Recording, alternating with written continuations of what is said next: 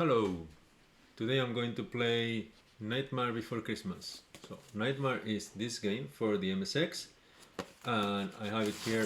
I had this game for 30 something years. It has a nice manual and it's like a pretty big cartridge for back in the day. And we do the pun, Knightmare Before Christmas. So we play it before Christmas.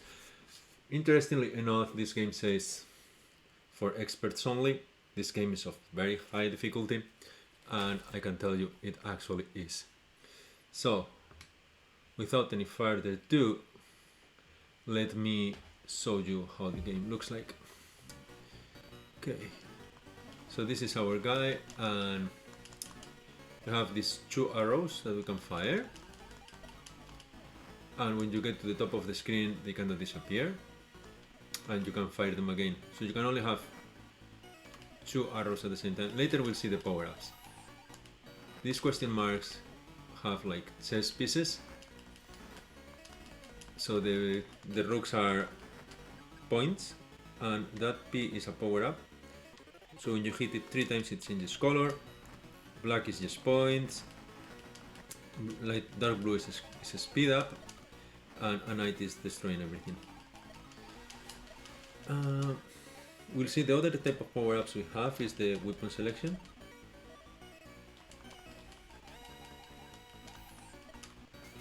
We'll see it later. Okay, here we got another power-up. We're gonna get the speed again. The super useful one is the shield, but we don't need the shield just yet because the enemies are not shooting at us just yet. Okay, here we got queen. The queen does a stop time, and if we wait long enough, there. Okay, so these are the different type of weapons. I'm gonna pick the fire arrow, which is a very strong arrow that kills everything. So if you do it right, whenever you have a queen, you normally have one of the power-ups as well, and then you can pick it twice. Once you have the power-up twice, you are just already fully powered up. The fire arrows is from 2 to 3, so now I have up to 3 power arrows, and for some reason this game keeps resetting. Okay, I'm gonna start again from the beginning. I think it doesn't like the HDMI.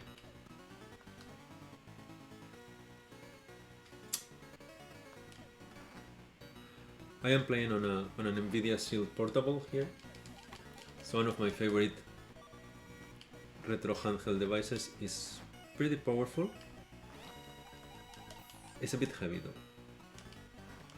And it runs Android, so you have a good selection of emulators and stuff. Okay. So we take the power up, kill this one, we wait.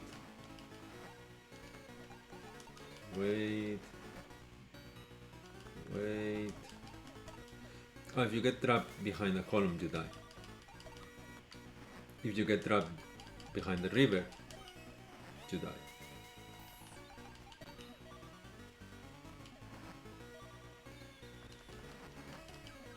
Okay. So you haven't really got into the place where the enemies start firing at you. This part is reasonably simple. Yeah, you may think it doesn't look like a super high difficulty game. But yeah, it doesn't yet. But trust me, it goes south very quickly. I think there's supposed to be something there. I don't know.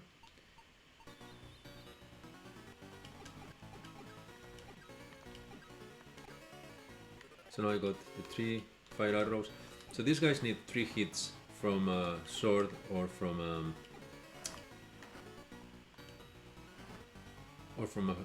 arrow. If you use the fire arrows or the boomerangs, you just kill them in one go. The downside of the fire arrows is that they do not disappear. They don't kill. So they go all the way through the end of the screen. If you are not good at aiming, as I am not, you should have figured out now. Okay, it's time to get our shield, and here is the king, which is the power up. This is a 1-up. Okay, now we got this one twice. We can get another speed up, and I think it's like 4 of them, so we're fully powered up already. So that's it. This is as powered up as you can be. The rest of the power-ups you should spend them in invisibility or rage. I personally like invisibility. I believe here in that left part there is the almost. There is another invisible question mark that appears when you finish when you pass to the second level, so you can do like a warp. I'm just gonna get 4 points. Point of getting points is that you eventually have extra lives and stuff like that. I usually like the swords because they are faster than the arrows and then the boomerangs. But I have to say, I'm kinda liking the fire arrows. So here's the queen. Every time there's a queen there is a power up, so you can always take the power up twice. And we are approaching the end of this level. This invisibility was super useful because this part is where you can see that the game is starting to get hard. And mind you, this is just the final part of the first level. So we are not even far away. Okay. First boss fight. Medusa, that should be easy. Oh. We're just gonna hit her, dodge, hit, dodge, and we got to level 2. So doing pretty good. 3 lives still, having been killed so far. So, if you know how the boss fight works, this one is fairly easy. And again, the game only goes back from here. You see, I finished it in one go, passed the first level straight away, and it's okay. And you say like, well, how is this hard difficulty? Like, okay, I'll tell you, I can hardly finish level 2. And that's it. And there's like 10 levels. The only time I finished this game when I was a kid is by doing a trick with, I don't remember if it's infinite or 50...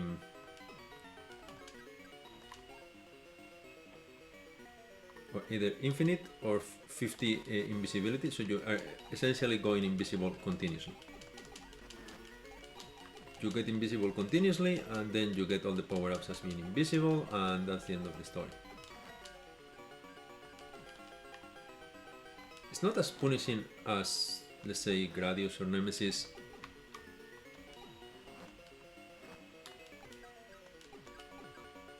Nemesis is really tough to get all your power-ups again. Oh, here you got like the clouds. They come back at you when you hit them. So if you're playing with the fire arrows, you're gonna hit them when you're trying to hit other things. Super annoying. Not the worst of this screen though. What? Okay, now I have to rebuild. I have to rebuild the speed. I have to rebuild the shield. I have to rebuild the swords and the fire arrows, and now we got these guys that keep respawning, and as soon as you let them go inside the screen they are super annoying.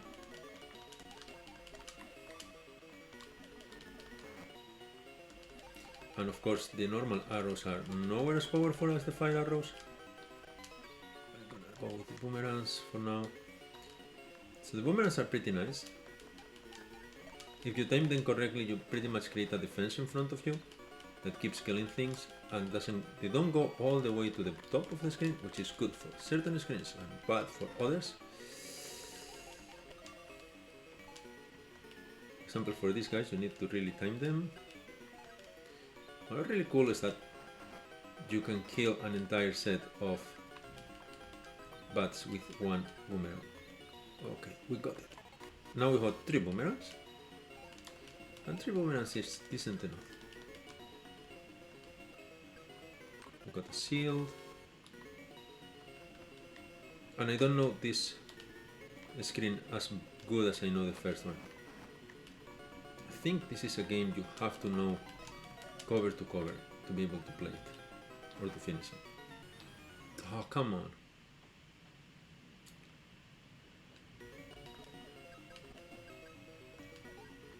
Okay, I'm going for the swords, which are always in my favorite because they are very fast, and there's 3 straight out of the beginning. And they are not very powerful, but they give you control that you don't kill things on the top of your screen. So, what is this? This is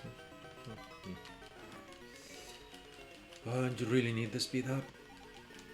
Okay, that witches are really annoying if you don't kill them where they appear. Okay. Oh, decisions. Speed up or shield.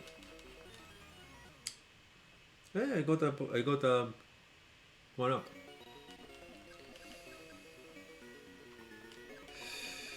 Speed is better at this stage. Okay, I'm rewinding. Yeah, I know. Emulators. Hey, wow. That's it. If you're fast enough, you can kill the witches as soon as they appear. That as soon as you let anyone get into the screen, it becomes absolute madness. As you can see, even with rewind, this is pretty tough. And without the shield and without the speed up, we cannot pick invisibilities, so we are basically screwed.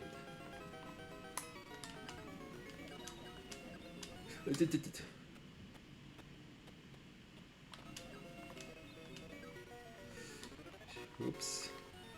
What? You see, I already rewind like 5 times. I need my weapons. I need my weapon power up. You gotta love rewinding in emulators. That's one of the reasons why I'm playing it here. Not only because my MSX is like really big and a bit clunky.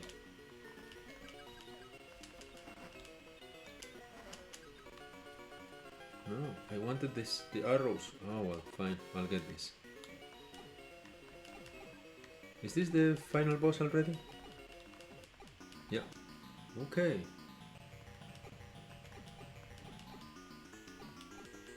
This one flies and throws stuff, I remember.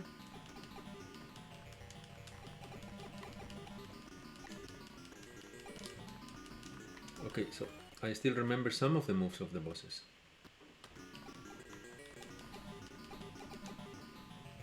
If you happen to have a shield, this boss is reasonably easy. Okay, good go. And this is the red desert, the light red. The one is the dark red desert. And this one I've finished very few times.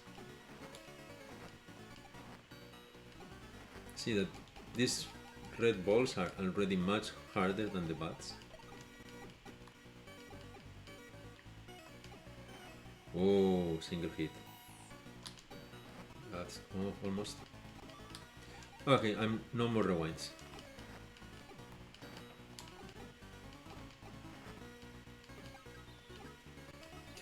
And that's it, as soon as I said it. Okay, so this is Knightmare. I hope you enjoy seeing me die multiple times, and I hope you enjoyed. Fun!